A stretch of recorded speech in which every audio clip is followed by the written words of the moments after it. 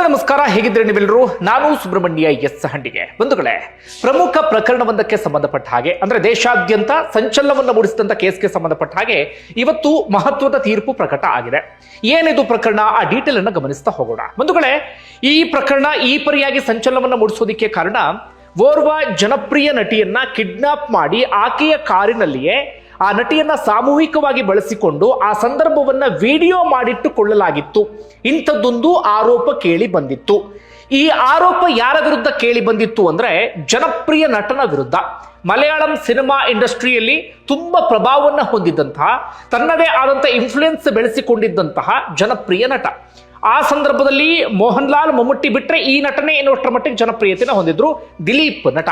ಆ ನಟನ ವಿರುದ್ಧ ಆರೋಪ ಕೇಳಿ ಬಂದಿತ್ತು. ಅಂದ್ರೆ ಆ ನಟನೆ ಸುಪಾರಿಯನ್ನ ಕೊಟ್ಟು ಒಂದಷ್ಟು ಮಂದಿಯಿಂದ ಇಂಥದ್ದೊಂದು ಕೆಲಸವನ್ನ ಮಾಡಿಸಿದ್ದಾರೆ ಎನ್ನುವಂತ ಆರೋಪ. ನಟಿ ಯಾರು ಅಂದ್ರೆ, ಕೋರ್ಟ್ ಆದೇಶದ ಪ್ರಕಾರವಾಗಿ ಹೆಸರನ್ನ ರಿವೀಲ್ ಮಾಡುವ ಹಾಗಿಲ್ಲ.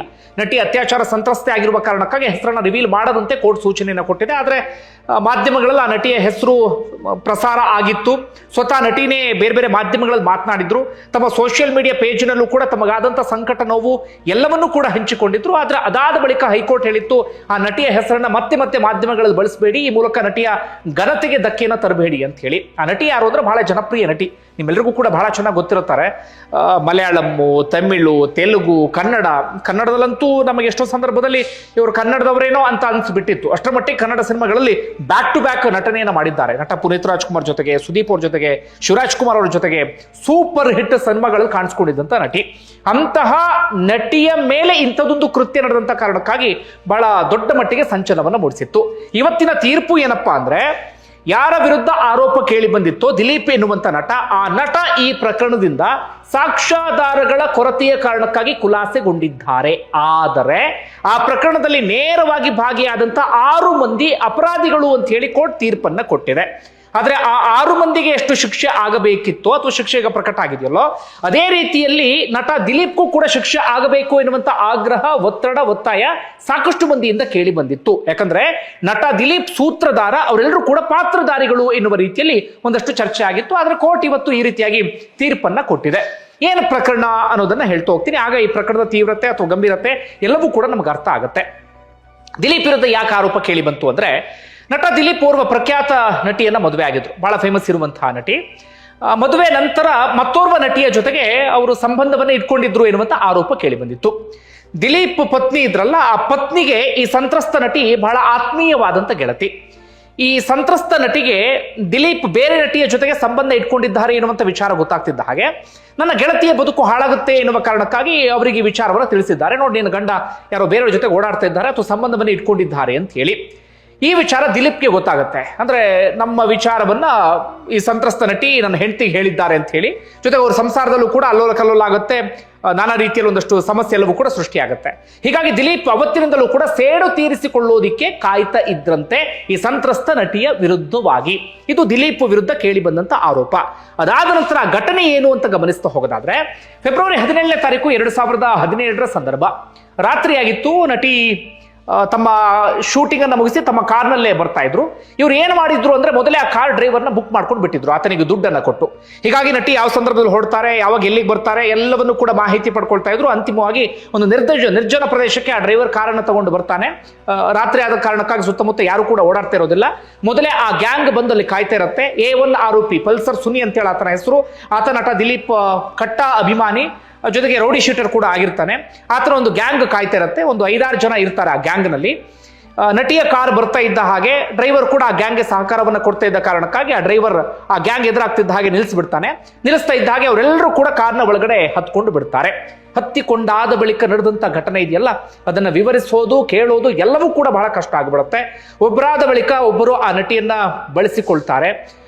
ಜೊತೆಗೆ ಆ ಸಂದರ್ಭವನ್ನ ವಿಡಿಯೋ ರೆಕಾರ್ಡ್ ಕೂಡ ಮಾಡಿಕೊಳ್ತಾರೆ. ಅಂದ್ರೆ ಅಷ್ಟರ ಮಟ್ಟಿಗೆ ಆ ನಟಿಯ ಮೇಲೆ ದೌರ್ಜನ್ಯವನ್ನೇ ಎಸಗ್ತಾರೆ. ಬಂಧುಗಳೇ, ಅದನ್ನ ಊಹೆ ಮಾಡ್ಕೊಳ್ಳೋಕ್ಕೂ ಸಾಧ್ಯ ಆಗೋದಿಲ್ಲ.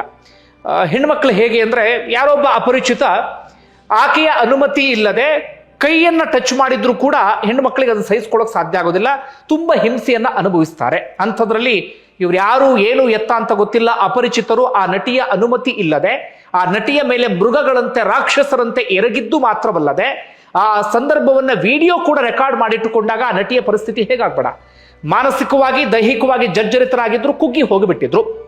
ಹೆಚ್ಚು ಕಡಿಮೆ 2 ಗಂಟೆಗಳ ಕಾಲ ಆ ಕಾರ್ನಲ್ಲೇ ಎಲ್ಲ ಕಡೆಗಳಲ್ಲೂ ಕೂಡ ಸುತ್ತಾಡಿಸಿದ್ದಾರೆ. ಅದಾದ ಬಳಿಕ ಓರ್ವ ನಿರ್ದೇಶಕನ ಮನೆಯ ಮುಂದೆ ಕಾರನ್ನು ನಿಲ್ಲಿಸಿ ಆ ನಟಿಯನ್ನ ಹೊರಗಡೆ ತಳ್ಳಿ ಆ ನಟಿಯ ಬಟ್ಟೆಯನ್ನ ಆ ನಟಿಯ ಮೇಲೆ ಎಸ್ತು ಅಲ್ಲಿಂದ ಕಾರು ಹೊರಟೋಗ್ಬಿಡುತ್ತೆ. ಸುತ್ತಮುತ್ತ ಯಾರೂ ಕೂಡ ಇರೋದಿಲ್ಲ. ಯಾರಾದ್ರೂ ನೋಡ್ಬಿಟ್ರೆ ನನ್ನ ಕತೆ ಏನು ಅಂತ ನಟಿಗೆ ಆತಂಕ ಇರುತ್ತೆ. ಯಾಕಂದ್ರೆ ಬಹಳ ಫೇಮಸ್ ಫೇಸ್ ಅದು. ಯಾರಾದರೂ ಗುರುತು ಹಿಡಿದು ಬಿಡ್ತಾ ಇದ್ರು, ತಕ್ಷಣವೇ ಎಲ್ಲ ಕಡೆಗಳಲ್ಲೂ ಕೂಡ ಬೇರೆ ಬೇರೆ ರೀತಿಯಲ್ಲಿ ಸುದ್ದಿ ಪ್ರಸಾರ ಆಗುವಂತ ಸಾಧ್ಯತೆಯೂ ಕೂಡ ಇತ್ತು. ಹೀಗಾಗಿ ಆ ನಟಿ ತನ್ನ ಐಡೆಂಟಿಟಿಯನ್ನ ಮರೆಮಾಚಿಕೊಂಡು ಹೇಗೋ ಬಟ್ಟೆಯನ್ನ ಧರಿಸಿಕೊಂಡು ನಿರ್ದೇಶಕನ ಮನೆ ಬಳಿಯ ಹೋಗಿ ಅಲ್ಲಿ ಸಹಾಯವನ್ನ ಕೇಳ್ತಾರೆ. ಆ ನಿರ್ದೇಶಕ ಸಹಾಯಕ್ಕೆ ಬರ್ತಾರೆ. ಅಂತಿಮವಾಗಿ ಪೊಲೀಸ್ ದೂರು ಕೂಡ ದಾಖಲಾಗುತ್ತೆ.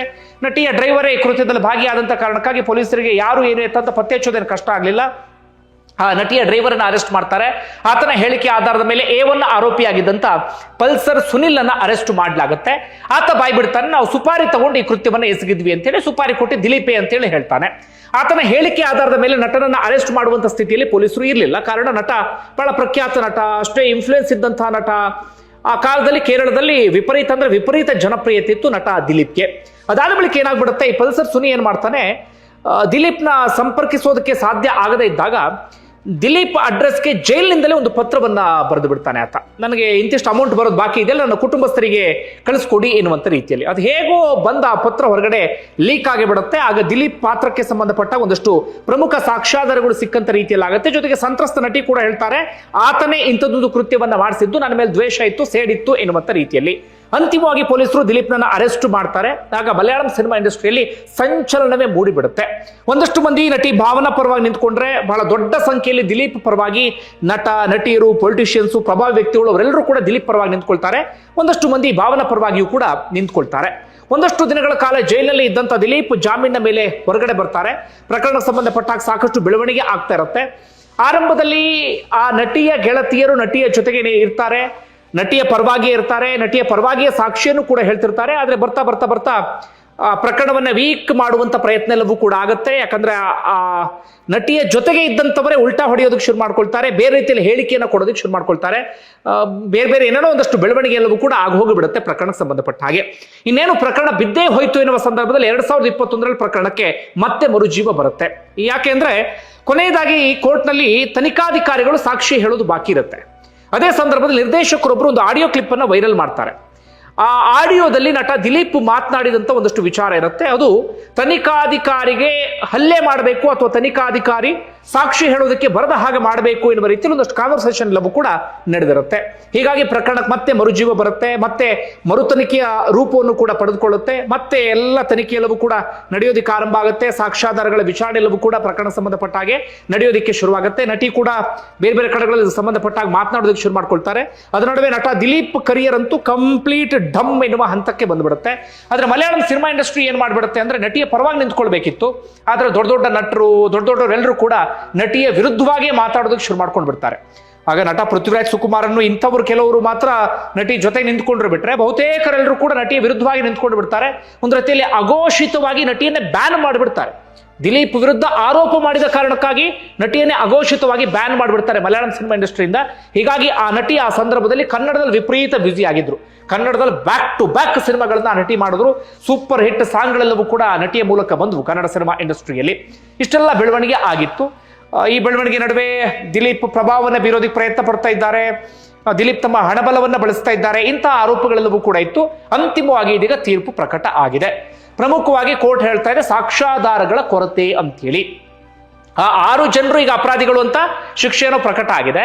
ಆದರೆ ಇದರಲ್ಲಿ ಈ ಅಕ್ಯೂಸ್ಡ್ ನಂಬರ್ 8 ಆಗಿದ್ದಂತ ದಿಲೀಪ್, 7 ಹಾಗೆ 9 ಇವರೆಲ್ಲರೂ ಕೂಡ ನಿರಪರಾಧಿಗಳು ಅಂತೇಳಿ ಕೋರ್ಟ್ ಇದೀಗ ತೀರ್ಪನ್ನ ಕೊಟ್ಟಿದೆ. ಕೋರ್ಟ್ ಹೇಳ್ತಾ ಇರೋದು, ಸಾಕ್ಷ್ಯಾಧಾರಗಳನ್ನು ಕೋರ್ಟ್ ಮುಂದೆ ಸರಿಯಾಗಿ ಹಾಜರುಪಡಿಸಲಿಲ್ಲ ಅಥವಾ ಸಾಕ್ಷ್ಯಾಧಾರಗಳನ್ನು ಕರ್ಕೊಂಡು ಬಂದು ದಿಲೀಪ್ ಪಾತ್ರಕ್ಕೆ ಸಂಬಂಧಪಟ್ಟ ಹಾಗೆ ಕನ್ವಿನ್ಸ್ ಮಾಡುವಲ್ಲಿ ಫೇಲ್ಯೂರ್ ಆಗಿಬಿಟ್ರು ಅಂತ ಹೇಳಿ.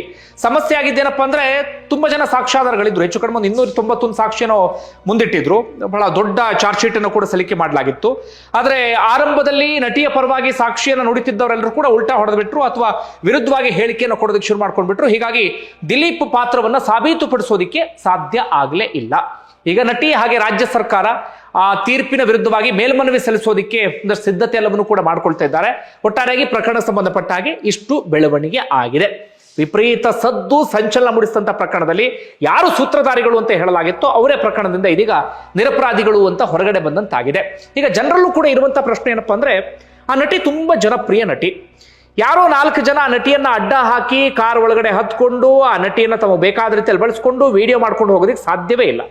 ಯಾರೋ ಹಿಂದೆ ನಿಂತಂತ ಸಂದರ್ಭದಲ್ಲಿ, ಯಾರೋ ಹೇಳಿಕೊಟ್ಟಂತ ಸಂದರ್ಭದಲ್ಲಿ ಮಾತ್ರ ಮಾಡೋದಿಕ್ ಸಾಧ್ಯ. ಈಗಿರುವಂತ ಪ್ರಶ್ನೆ ಅದೇ. ಈಗ ದಿಲೀಪ್ ಸೂತ್ರಧಾರ ಅಲ್ಲ, ದಿಲೀಪ್ ಇದರ ಹಿಂದೆ ಇಲ್ಲ ಅಂತಾದ್ರೆ ಯಾರು ಹಾಗಾದ್ರೆ ಸೂತ್ರಧಾರಿಗಳು? ಯಾರು ಅವರಿಗೆಲ್ಲರಿಗೂ ಕೂಡ ಸುಪಾರಿಯನ್ನ ಕೊಟ್ಟಿದ್ದು? ಆರೋಪಿಗಳೇ ಹೇಳಿದ್ದಾರೆ ನಮಗೆ ಸುಪಾರಿ ಕೊಟ್ಟಿದ್ರು ಎನ್ನುವಂತ ರೀತಿಯಲ್ಲಿ. ಹಾಗಾದ್ರೆ ಸುಪಾರಿ ಕೊಟ್ಟಂತವ್ರು ಯಾರು? ಸುಪಾರಿ ಕೊಡದೆ ಆ ಆರೋಪಿಗಳಿಗೆ ಅಷ್ಟು ಧೈರ್ಯ ಬರೋದಕ್ಕೆ ಸಾಧ್ಯವೇ ಇಲ್ಲ. ಇದು ಎಲ್ಲರಲ್ಲೂ ಕೂಡ ಇರುವಂತ ಪ್ರಶ್ನೆ. ಒಂದು ವೇಳೆ ನಿಮ್ಗೆ ಏನಿಸ್ತದೆ ಕಾಮೆಂಟ್ ಬಾಕ್ಸ್ ಅಲ್ಲಿ ಮೆನ್ಷನ್ ಮಾಡಿ. ಧನ್ಯವಾದ ವಿಡಿಯೋ ನೋಡಿದ್ದಕ್ಕೆ.